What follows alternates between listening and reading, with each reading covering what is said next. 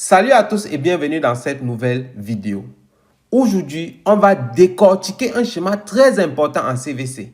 Il s'agit ici là de la régulation d'une centrale de traitement d'air en boucle fermée avec les 4 fonctions principales. C'est-à-dire ici là, nous avons le chauffage, nous avons le refroidissement, nous avons l'humidification et nous avons aussi la déshumidification.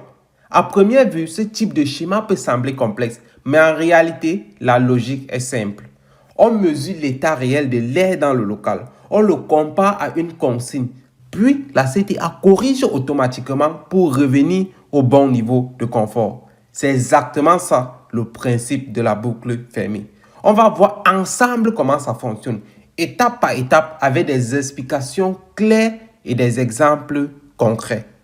Avant d'entrer dans le vif du sujet de cette vidéo, je t'invite à liker et à t'abonner si ce n'est pas encore fait afin de ne plus manquer la mise en ligne de nouvelles vidéos. C'est juste ainsi que tu peux me soutenir et m'encourager dans ce que je fais.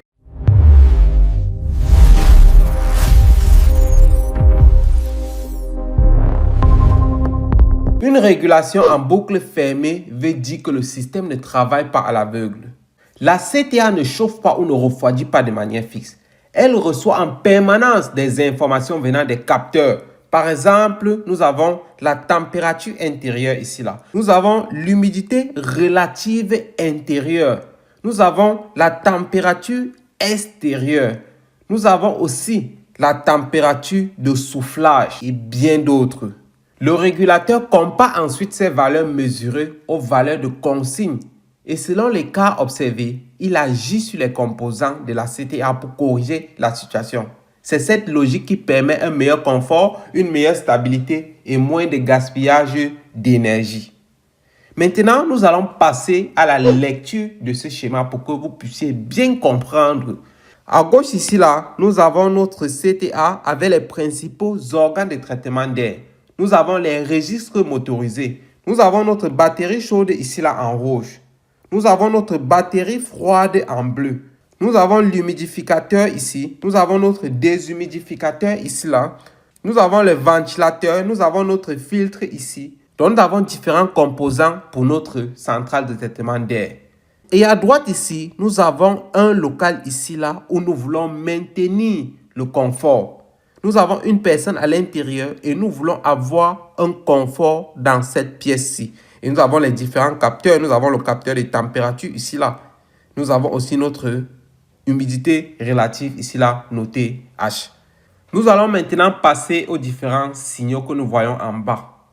En bas ici là, nous voyons la partie de la régulation avec différents signaux, comparateurs, sélecteurs et régulateurs. Nous allons expliquer les différents symboles pour que vous puissiez bien comprendre ici là. Nous allons commencer par les signaux. Nous avons T-in ici là qui veut dire température intérieure mesurée. Nous avons HR ici là qui veut dire humidité relative intérieure mesurée. Nous avons T-in ici là exposant SP qui représente la consigne de température intérieure. Nous avons TS ici là qui veut dire température extérieure mesurée. Nous avons TAS ici qui veut dire température d'air soufflé. Et nous avons TAS ici là qui veut dire consigne de température d'air soufflé. Z ici là représente le signal de commande intermédiaire. Dans ce box com plus limite, son objectif est de comparer une valeur à une consigne et appliquer une limite. Nous avons aussi le box select ici qui veut dire choisir le signal prioritaire à envoyer au régulateur. Et nous avons les différents box ici là. Nous avons S1 qui représente la température intérieure. Nous avons S2 qui représente l'humidité relative intérieure. Et nous avons S3 ici là qui représente la température de soufflage. C'est ce que nous pouvons lire sur ce schéma-ci. Maintenant, nous allons voir les différents modes. Qu'est-ce qui se passe lorsque nous sommes peut-être en mode chauffage? Qu'est-ce qui se passe lorsque nous sommes en mode refroidissement, en mode humidification ou en mode déshumidification? C'est ce que nous allons voir pour la suite. Et pour cela, je vais effacer les différentes lignes traits que j'ai marquées sur ce schéma pour que ce soit plus lisible afin que nous puissions continuer la suite de la vidéo. J'espère que vous avez compris jusqu'à présent. Si ce n'est pas le cas, n'hésitez pas à poser vos questions en commentaire.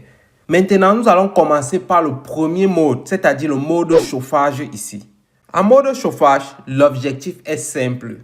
Si la température intérieure ici est inférieure à la température de consigne, alors la CTA doit réchauffer l'air. Supposons que la température intérieure présentement est de 16 degrés Celsius, tandis que la température de consigne est peut-être de 21 degrés Celsius. Ça veut dire que la température intérieure de la pièce est inférieure à la température de consigne. Alors la CTA doit réchauffer l'air soufflé parce que nous voulons à tout prix que cette pièce-ci ait toujours la température de 21 degrés Celsius. Or, la température présentement est de 21 degrés Celsius. C'est pour ça que la CTA doit réchauffer l'air. Cet écart de température entre ces deux valeurs est analysé par le régulateur principal. Ici, il s'agit de S1 qui travaille sur la température du local. Le bloc-ci, nous avons vu, ce bloc-ci, comme plus limite, compare les valeurs mesurées et les consignes, puis applique si besoin les limites de fonctionnement. Ensuite, nous avons le bloc select qui, quant à lui, choisit la demande prioritaire à envoyer dans la chaîne de traitement. En parallèle, nous avons aussi S3 ici. Le rôle de S3 ici, là, c'est quoi? C'est de suivre la température des soufflets mesurés, c'est-à-dire cette température ici, par rapport à sa consigne. En parallèle, S3ci, c'est-à-dire ce bloc S3ci, surveille la température des soufflets mesurés, c'est-à-dire cette température-ci par rapport à la température de consigne. Cela permet de garantir que l'air envoyé dans le local est bien suffisamment chaud sans dépasser inutilement la valeur souhaitée. C'est ainsi que le système génère alors un signal de commande Z ici là, qui va agir sur la batterie chaude que nous voyons ici. Donc la vanne 2 voici s'ouvre, ce qui va permettre la circulation de l'eau chaude. Et lorsque l'eau chaude va circuler, la température de l'air soufflé va monter. Une fois que c'est fait, l'air traité va entrer dans la pièce et la température intérieure remonte progressivement jusqu'à atteindre la consigne. C'est le fonctionnement classique en période hivernale ou en mi-saison. Donc, c'est ce que vous devez noter ici. Ça c'était notre premier cas. C'est le cas où nous sommes en mode chauffage. C'est-à-dire, la température de la pièce est inférieure à la température de la consigne. C'est le premier mode ici là. J'espère que vous avez très bien compris. Si ce n'est pas bien clair, alors vous écrivez en commentaire. Là, je vais faire une vidéo uniquement sur le mode chauffage où je vais encore expliquer très bien de façon détaillée. Maintenant, nous allons passer au deuxième mode. Il s'agit du mode refroidissement. Qu'est-ce qui se passe en mode refroidissement? C'est ce que nous allons voir maintenant. Mais avant cela, je vais supprimer les différentes valeurs et traits que j'ai mis sur ce schéma pour que ce soit lisible afin que nous puissions effectuer le deuxième mode sans problème.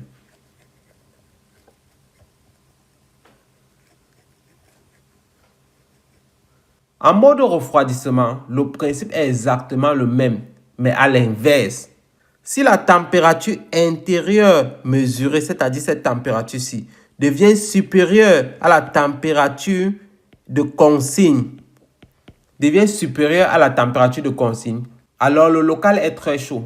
Le régulateur S1 que nous voyons ici détecte cet écart et génère une demande de refroidissement. Je vais prendre un exemple très simple pour que vous puissiez bien comprendre. Imaginez que nous sommes par exemple en été et que nous avons 32 degrés Celsius dans cette pièce-ci. Et nous avons dit que la température de consigne que nous voulons avoir, que nous soyons en été ou que nous soyons en hiver, soit toujours de 21 degrés Celsius.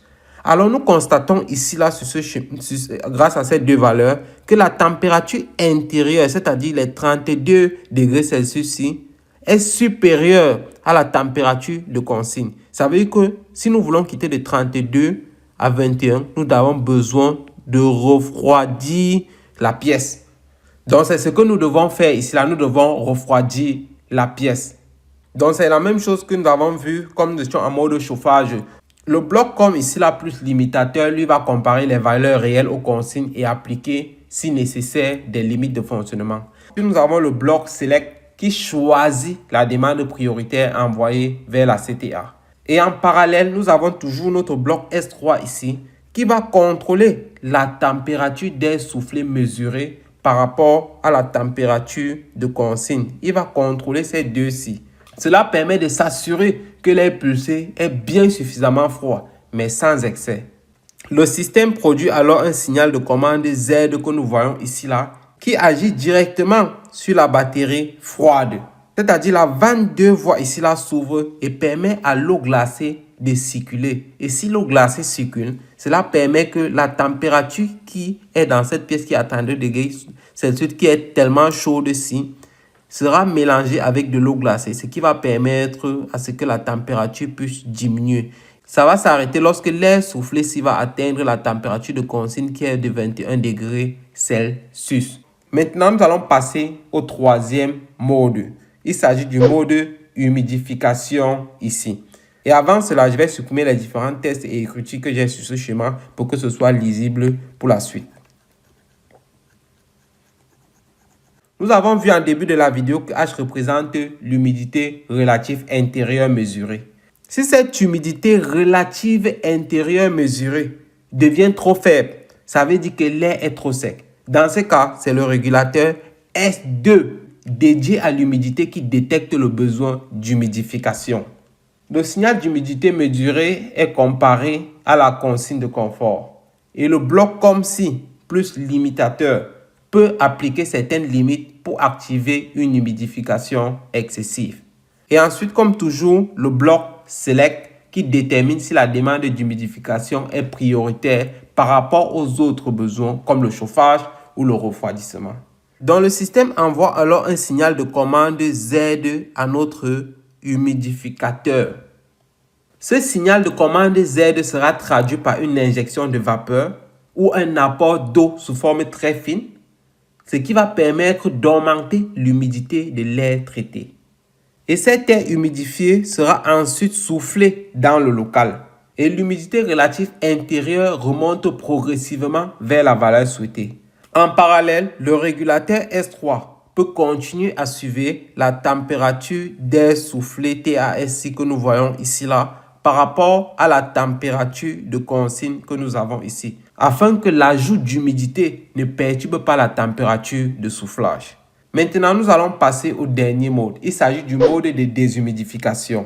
Mais avant cela, je vais encore supprimer les différents tests et écritures que nous avons sur ce schéma pour que ce soit lisible pour la suite.